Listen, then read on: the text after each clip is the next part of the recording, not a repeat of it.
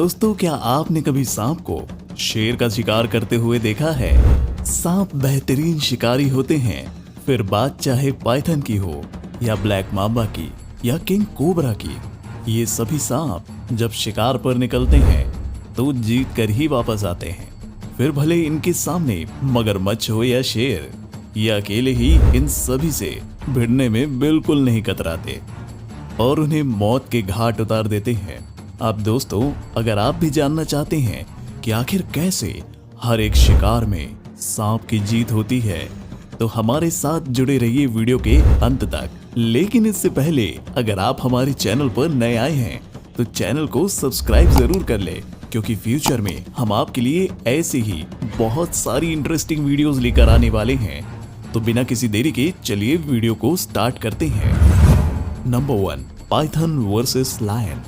दोस्तों, बोआ और पाइथन ऐसे सांप होते हैं जिनके अंदर जहर नहीं पाया जाता, इसीलिए ये सांप अपने शिकार को मारने के लिए एक अलग टेक्निक का इस्तेमाल करते हैं, जिसे स्क्वीजिंग या कंस्ट्रिक्टिंग कहते हैं। जैसे यहाँ पर ये पाइथन अपने शिकार को मारने के लिए इसी टेक्निक का इस्तेमाल कर रहा है।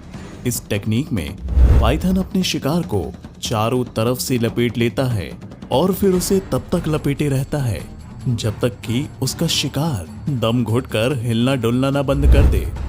और इसके बाद जब शिकार अधमरा हो जाता है तब पाइथन उसे धीरे धीरे करके निगलना शुरू करता है। लेकिन यहाँ पर इस पाइथन की खुशी ज्यादा देर तक नहीं रहती, क्योंकि एक भूखे शेर की नजर इस पर पड़ चुकी है। और फिर जैसे ही पाइथन अपने शिकार को पूरी तरह निगल जाता है, तब शेर तुरंत ही मौका देखकर इस पर अटैक कर देता है और फिर दोनों के बीच लड़ाई शुरू हो जाती है। शायद इस लड़ाई में पाइथन जीत भी जाता, लेकिन उसकी बुरी किस्मत की वजह से एक दूसरा शेर और आ जाता है। अब ऐसे में इस भारी भरकम शरीर के साथ पाइथन के लिए इन दोनों शेरों के साथ मुकाबला कर पाना काफी मुश्किल हो गया है। और देखते ही देखते दोनों शेर मिलकर इस पाइथन को अपना खाना बना लेते हैं। Number 2, alligator versus Python. दोस्तों, आपने शायद कल्पना भी नहीं की होगी कि एक पाइथन चाहे तो एक मगरमच्छ को भी अपना शिकार बना सकता है।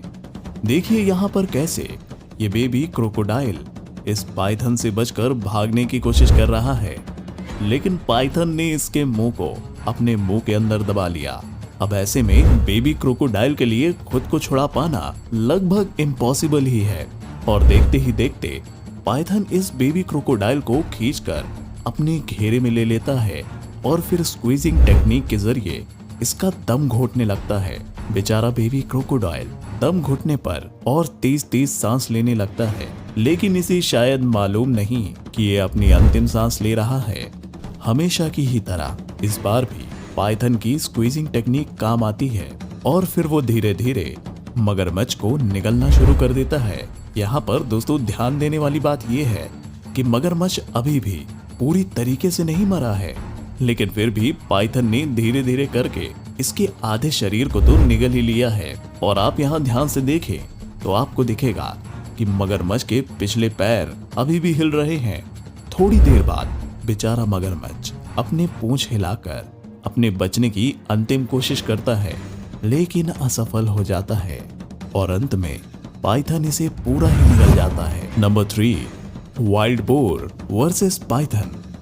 वाइल्ड बोर यानी यूरेशिया और साउथ अफ्रीका में पाए जाने वाले ऐसे जंगली सुअर होते हैं जिनसे कोई भी जानवर जल्दी पंगा नहीं लेना चाहता।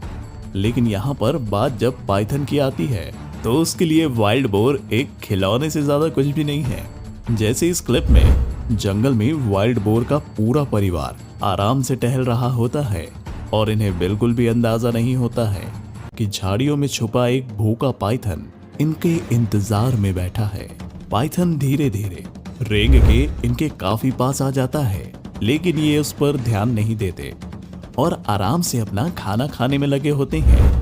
बस फिर क्या था, देखते ही देखते पाइथन इनमें से एक को झटके के साथ दबोच लेता है और फिर तब तक अपने शरीर के अंदर लपेटता रहता है जब तक कि उस वाइल्ड बोर की मौत नहीं हो जाती। Number 4, Python versus Python. दोस्तों, क्या आपने कभी एक सांप को दूसरे सांप को खाते हुए देखा है? अगर नहीं तो जरा इस क्लिप पर नजर डालिए। यहाँ पर ये दोनों भूखे पाइथन एक ही छोटे से शिकार को खाने के लिए आपस में ही लड़ रहे हैं और जैसा कि आप देख सकते हैं दोनों ने एक दूसरे को बिल्कुल जकड़ कर रखा है। ऐसे में कह पाना मुश्किल है कि यहाँ पर किसकी जीत होगी। काफी देर तक चलने वाली इस लड़ाई में कोई भी पाइथन हार नहीं मानता और अंत में इनमें से एक पाइथन अपनी भूख मिटाने के लिए दूसरे को मार देता है और अब वह उस छोटे से शिकार को खाने की बजाय इस बड़े से पाइथन को ही अपना खाना बना लेता है। Number 5, black mamba versus Russell viper. दोस्तों इस क्लिप में जब एक ब्लैक माम्बा एक रसल वाइपर के साथ फाइट वाले मूड में आ जाता है तो वह सबसे पहले उसके करीब जाता है, लेकिन रसल वाइपर इतना ज्यादा डिफेंस वाले मूड में रहता है कि वो खुद ही सबसे पहले ब्लैक माम्बा पर अटैक कर देता है और उसे खुद से दूर रहने की चेतावनी दे देता है। ऐसी सिचुएशन में ब्लैक माम्बा थोड़ा सा पीछे हटता है और फिर सोचने लगता है कि आखिर कैसे इस रसल वाइपर को हराया जाए, लेकिन इससे पहले कि वो कुछ ज्यादा सोच पाता रसल वाइपर का जहर काम कर जाता है और जहर की वजह से ब्लैक माम्बा की डेथ हो जाती है। Number 6, king cobra versus lion. दोस्तों किंग कोबरा दुनिया के सबसे जहरीले सांपों में से एक माने जाते हैं, फिर चाहे वो साइज में छोटे हो या बड़े। इनके अंदर पर्याप्त मात्रा में इतना जहर तो जरूर मौजूद होता है कि अपनी सिर्फ एक ही बाइट से शेर जैसे खतरनाक जानवर को भी दर्दनाक मौत दे दे। इस क्लिप में पहले तो ये शेर अपने आप को बड़ा बहादुर समझकर इस छोटे से किंग कोबरा को परेशान करता है, लेकिन इसके कुछ देर बाद ही किंग कोबरा के जहर की वजह से इसकी ऐसी दर्दनाक मौत होती है कि किसी को भी इसे देखकर दया आ जाए। Number 7, lioness versus snake.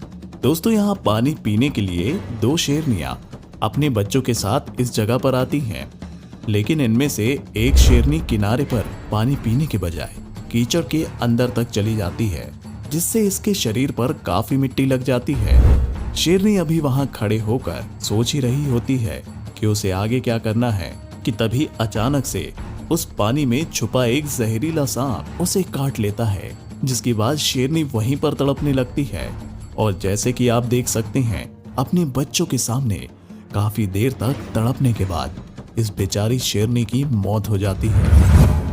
Number 8, anaconda versus capybara. यह एनाकोंडा इस बाढ़ वाली जमीन में इस कैपिबारा का शिकार करता है।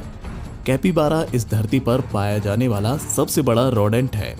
इसका वजन 35 से 66 किलोग्राम के आसपास होता है।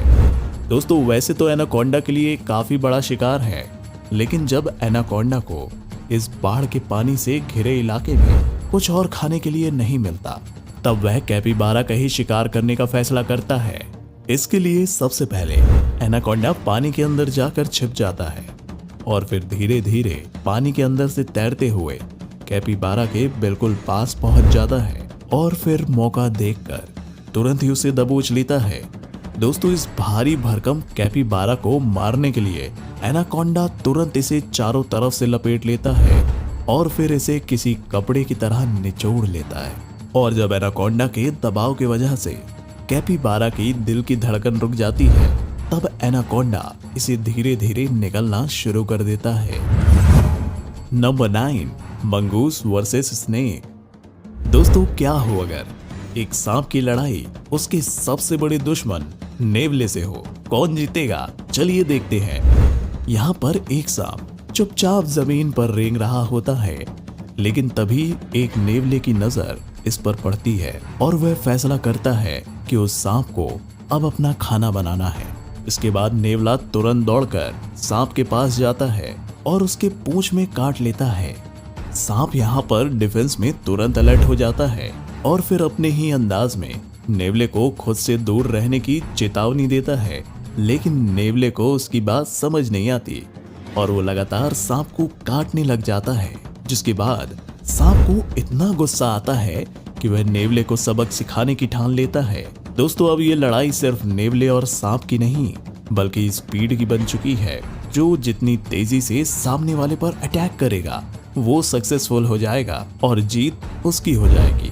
जैसे कि आप देख सकते हैं, इस लड़ाई के दौरान कई बार नेवला सांप को काट लेता है और खुद सांप के वार से बच रहा होता है। लेकिन वो कहते हैं ना कि बाप बाप होता है, इसीलिए सांप की एक बाइट लगते ही नेवले का सिर घूम जाता है और फिर वो वहां से दुम दबाकर 9-2-11 हो जाता है। Number 10, elephant versus king cobra. दोस्तों, वैसे तो अभी तक आप समझ ही गए होंगे कि सांप के सामने किसी भी जानवर की नहीं चलती, लेकिन सोचिए क्या होगा अगर सांप के सामने एक भारी भरकम हाथी आ जाए।